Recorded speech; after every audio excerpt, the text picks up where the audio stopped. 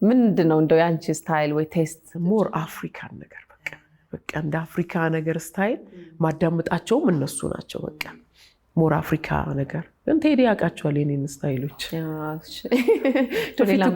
በጣም ብዙ ሰጥቶኝ ነበር ዜማና ግጥም።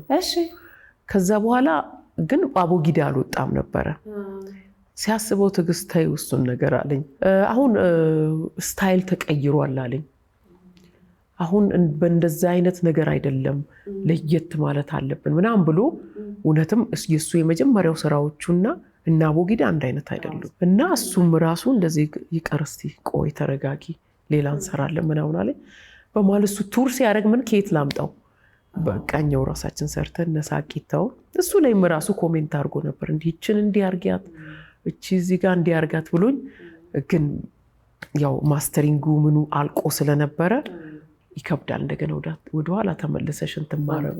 አይ ሳቂታ እንኳን የተሳካ ነበር። በጣም የተሳካ ነው። አሁን አዲስ ስራ ደግሞ እንጠብቃለን። አዲስ ግድ ነው።